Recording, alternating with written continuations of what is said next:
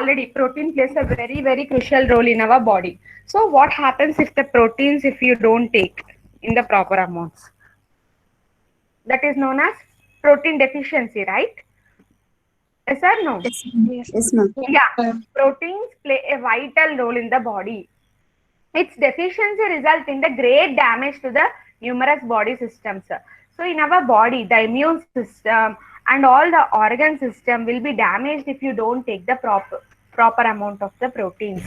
As you already know, the RDA values and the recommended values of the protein, how a person should eat. So if a person is not taking proper proteins, he will be deficient. This much you know, right? Protein deficiency occurs when energy or protein intake is inadequate. You know, already in the marasmus and kwashiorkor, we saw the cases how they are suffering with protein deficiency. So here, if you see protein deficiency, it occurs not only because of protein deficiency, it can also occur because of energy deficiency. Do you agree or not? Energy and protein intake inadequate is there, we can see this protein deficiency. Energy సరిగ్గా తీసుకోకపోయినా వాళ్ళు protein deficiency అయిపోతారు కదా. Yes, ma'am. yes, ma'am. Yeah. When the protein intake, either in terms of quantity or quality or both, is not sufficient during the growth period, the child will be suffered from the disease known as protein energy malnutrition. That means during the birth or after the birth, if the child is not taking proper amount of the protein, and usually, you know, after the 6 months, the child will depend on the breastfeeding, which is nothing but milk. Milk is nothing but protein. Milk will have only protein rich. So if a person is not taking breast milk, or if the child is not having proper weight, so everything will result in the protein energy malnutrition. What is protein energy malnutrition? If the child is taking insufficient protein intake, what is PEM, girls?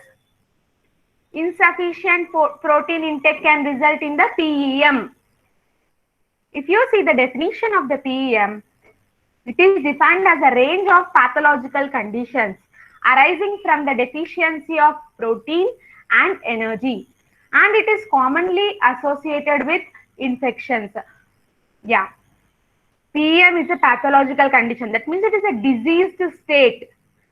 In this, the proteins are deficient in their diet. Energy is also deficient. That means they won't even take other energy containing substances. So they will ultimately associated with the infections. That persons or the children are prone to the infections. PEM can be defined as a pathological condition arising from the deficiency of protein and energy, and it is associated with infections. The PEM child will have so many other infections. Next, it is prevalent among children and contributes to 1/3 of the deaths worldwide. Yeah, the survey which has conducted has said 1/3 deaths are happening in the world because of this protein energy malnutrition. Especially you will see these cases in the South Africa and all. Okay. In more than 50% deaths, the malnutrition is the direct or indirect cause. What is the reason? The means mainly because of malnutrition. Girls, what is the main reason for this PEM? Malnutrition is the main reason. The persons or the children is not eating properly. The insufficient diet is the main reason. Even though there are other reasons like pregnant women neglecting the child and so many other reasons are there. But pollution or any metal contamination, there are so many reasons for the death, right? ఒక person చనిపోతే చాలా reasons ఉంటాయి కదా, కానీ survey ఏం చెప్పింది? 50% deaths, more than 50% deaths ఎందుకు అవుతున్నాయి అంటే PEM వల్లనే. అంటే మాల్ న్యూట్రిషన్, వాళ్ళు సరిగ్గా తినకపోవడం వల్లనే ఎక్కువ మంది చనిపోతున్నారు. చిన్నపిల్లలు మాల్ న్యూట్రిషన్ వల్లనే చనిపోతున్నారు. There are other reasons, but especially more than 50% of the deaths are because of malnutrition. It is a condition resulting from long-term inadequate intake of protein and energy. Why? If they won't take for one day or if they won't take for 1 week, this condition won't happen, PAM. It is a long-term inadequate intake. Continuously they won't eat for the months, 2 months, 3 months. So ultimately he'll look very lean. His body will be wasted. Wasted means thin. Wasting means thin, very, very thin. Okay, long-term inadequate intake of protein and energy will result in the wasting of the body tissues.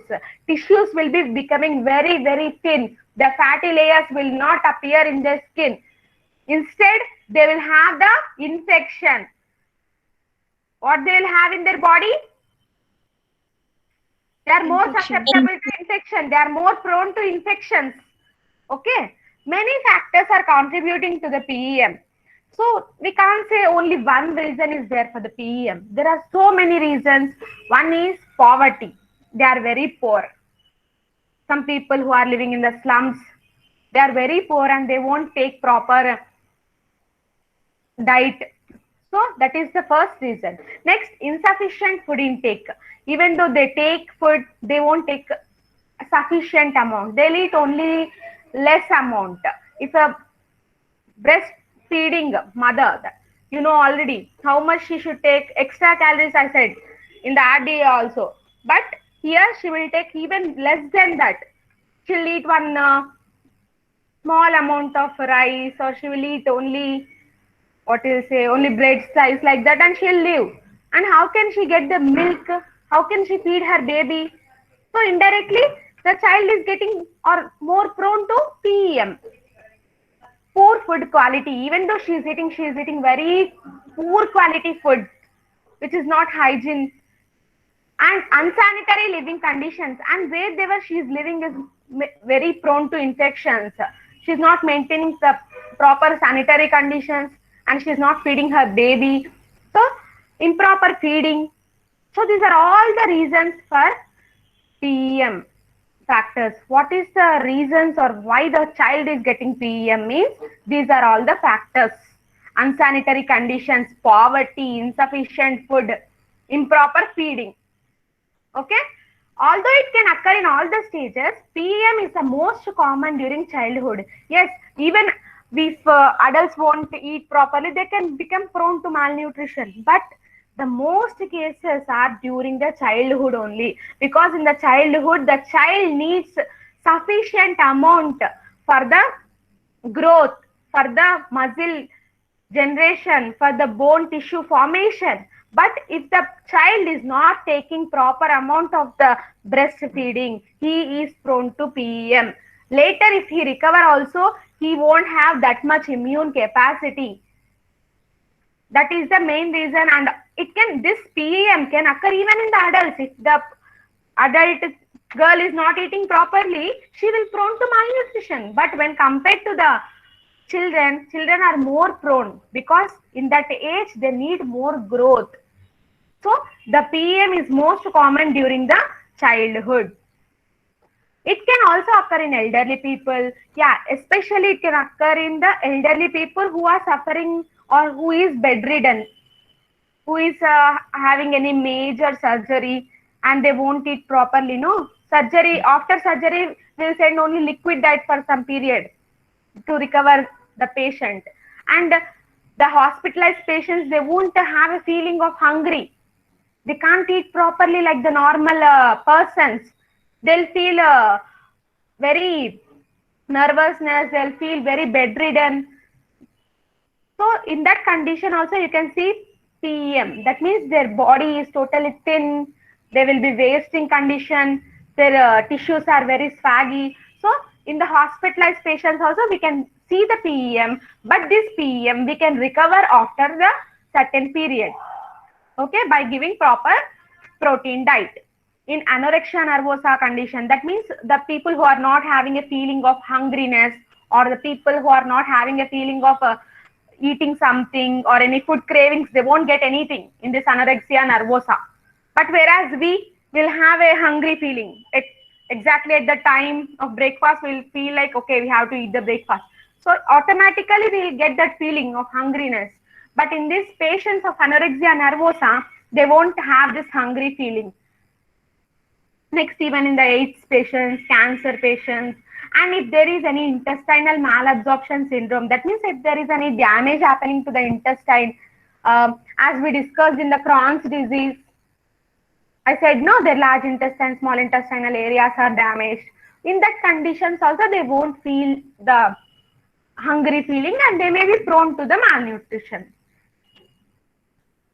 It can exist in acute and chronic forms, mild, severe, like that. Yeah, this picture you are most familiar. In the children, deficiency of proteins can lead to kwashiorkor and marasmus. Yeah.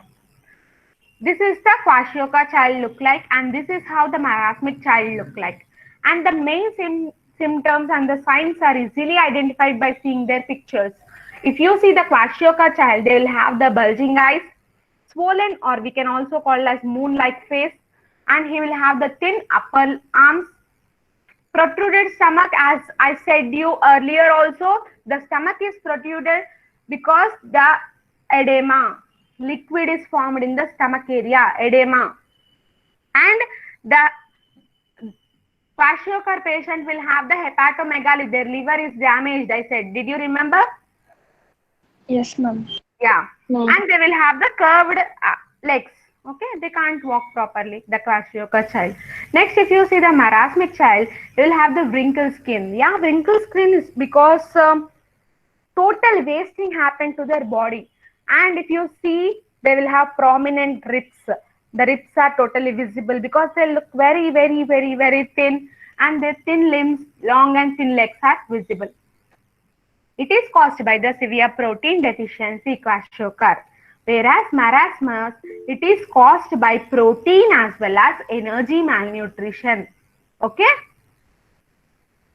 If you see, this is the major difference, no girls? Kwashiorkor child is only deficient in the protein, but whereas marasmic child, he is deficient both in the protein and energy. Kwashiorkor child symptoms are loss of appetite. You won't get the feeling of hungry. Stomach usually protrudes out. Face has bulging eyes. Legs become long and curved. Hair may lose its luster and skin may be dark and peel off skin. If you see the kwashiorkor child, the skin will look like peeling off and his hair will be of 2-3 colors. Kwashiorkor can be cured by giving them sufficient amount of the protein-rich diet. Okay, how can we cure the kwashiorkor? Means you just have to give the protein-rich diet. Next, coming to the marasmus. Marasmus is a type of protein energy malnutrition. What happens means there is a simultaneous deficiency of protein and calories. That means in the marasmic child, they will have calories deficient as well as proteins deficient. Marasmic child will have calories as well as protein. That's why he is very, very thin, or the wasting condition is seen in the marasmic child. Shriveled appearance, ribs become prominent, skin becomes dry and wrinkled. Yeah, his skin is very dry and wrinkles appear on the skin. Retarded physical and mental growth. That means his mental growth or his IQ capacity won't be much similar with that of the normal child. The normal child can think properly, he'll have the nice IQ. But whereas if you see the marasmic child, he can't have the capacity to think. IQ levels are very low. And physical growth is also very low. Even though if you feed this marasmic child, the diarrhea problem may attack. That's why the clinicians will recommend some electrolytes and then we have to feed the diet. You have to give protein-rich diet for both the children. Yeah, this is the differences. Kwashiorkor deficiency of proteins causes marasmus deficiency of proteins and calories. Age factors, it can happen between the 6 months to 3 years of age. Marasmus 6 months to 1 year of age. If you see the edema, in the kwashiorkor edema is present. In the marasmus edema is absent. The fat is present, subcutaneous fat is present in kwashiorkor but totally absent in the marasmus. Weight loss, there is some weight loss seen in this kwashiorkor. But if you see the marasmic child, there is severe weight loss. He will have so much of the weight loss. Symptoms, the thinning of muscles and limbs in the kwashiorkor. In the marasmus, thinning of limbs. Fatty liver condition is seen in the kwashiorkor, but there is no enlargement of fatty liver in the marasmus. Requirement of nutrition, if you see, kwashiorkor child requires only proteins, whereas marasmic child requires proteins, carbohydrates and fat. That is the differences table, girls. Now, if you see individually, kwashiorkor is a term which is derived from the Ghanaian word, Kha language will say. And what exactly this kwashiorkor means? Sickness that infects the child when the second child is born. Yeah. Majorly, if you see this kwashiorkor, the mother will give birth to the second baby very soon. Okay, if the first baby is only months, some 8 months like that, and again she'll have pregnancy and again she'll give the birth to the second baby. So in this process, she will totally neglect the first baby. So here the first baby is totally affected. She won't feed properly to the first baby. That results in the kwashiorkor. Sickness that affects the first child when the second child is born. In the areas of poverty, this diet is often low in protein or the consumed protein is not digested and absorbed properly. In this condition, the child will get inadequate diet as well as he will prone to the infection. Especially 18 to 40 months, 24 months of the age, you can see this kwashiorkor. Its onset can be rapid and it's triggered by an infection. If you see signs and symptoms, again they have described here.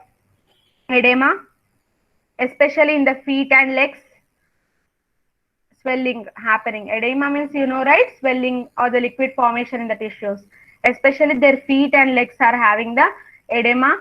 They'll have bloated belly, protruded belly, stunted weight and height, increased susceptibility to infection. That means they can have the more chances of getting infection. Their skin is dry, flaky and peelable skin. That means you can just peel or it's very, looks like the peeling, very dry, very dry and flaky. And if you see the hair, it is having 2-3 colors and unnaturally blonde hair will say that condition as, and the hair is very dry and brittle. Changes in the skin color may happen in the child. Mental development is affected and diarrhea may also happen in the kwashiorkor child. Now coming to the marasmus. Marasmus is derived from the Greek word marasmos. What is this marasmos? Means withering. Withering means very thin. Withering means very thin. It develops more slowly than kwashiorkor. Yeah, it is a long-term process, girls. In the overnight, the child can't become marasmic. Yes or no? Yes, ma'am. Yeah, it takes time. If they are not eating properly for the so many days, then the child will get this marasmic condition. And that results from the chronic protein energy malnutrition. Protein, energy and nutrient intakes are grossly inadequate and depleting body fat reserves and severely wasting muscles will be seen in this marasmic child. Here the growth will stop and he will look very thin and short for their age.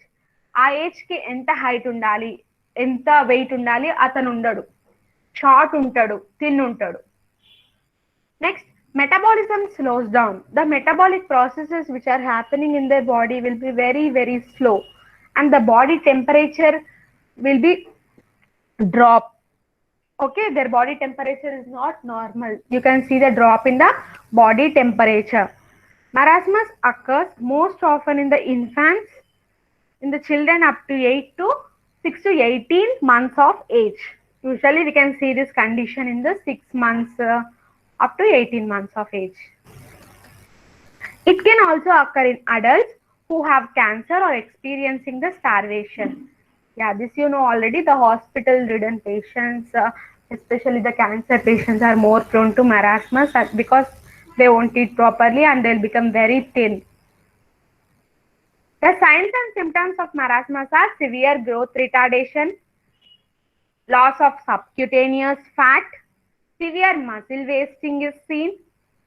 Child appears very thin, short for his age, shriveled body, wrinkled skin, and body is totally dehydrated. Okay, loss of water is seen in their body because of the diarrhea condition attacking them, associated with so many vitamin deficiencies also. They'll have irritability and apathy. So what is the treatment?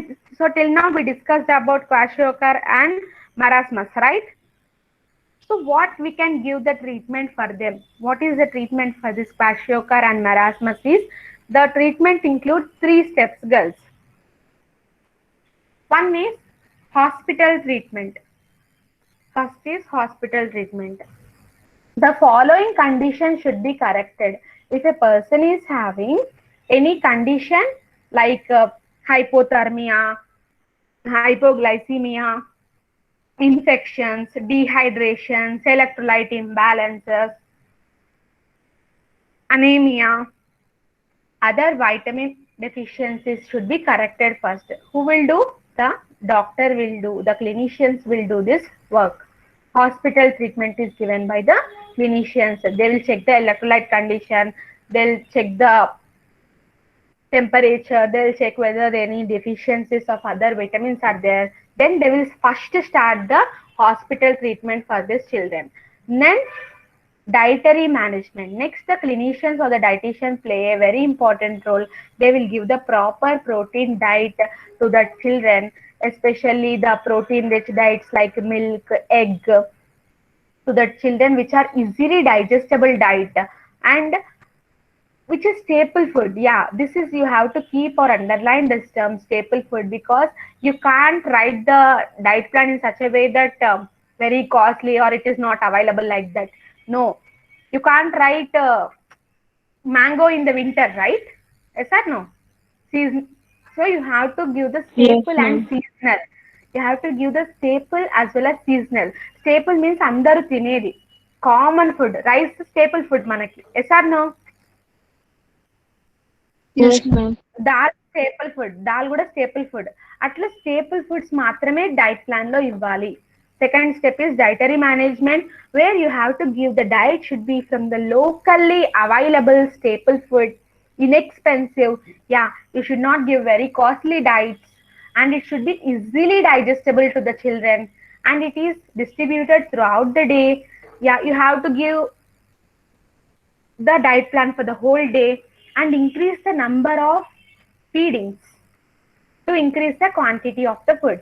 Yeah, if you give the children one bowl of the rice, they won't eat, right? They won't eat. After 2-3 spoons, they'll say, okay, they can't eat. Even though if we force, they'll vomit. So you have to plan accordingly, like 1 egg you have to send. After 1 hour, glass of milk. After that, 1 fruit.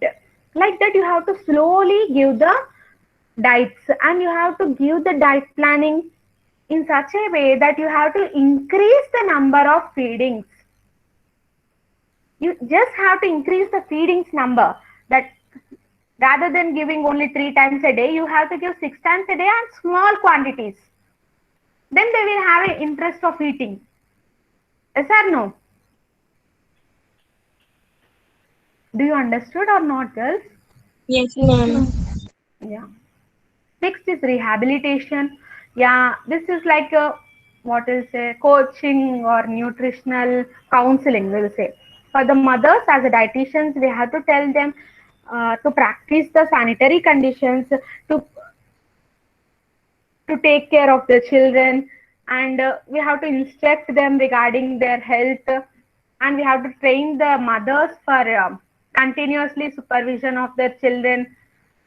And as we discussed in the Kwashiorkor, the first child is affected because of the second child. So you have to instruct or you have to give the counseling for the mother how the first child is affected if she gets again pregnancy very soon.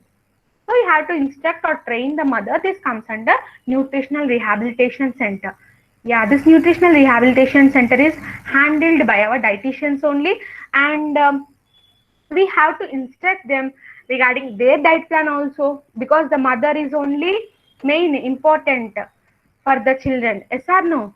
So if she is good, she is eating properly, she is not anemic, then only she can give the good childbirth. So we have to give the counseling to the mother. We have to explain the good dietary practices, and we have to continuously supervision them. That means diet sessions you have to conduct and supervise them. So this is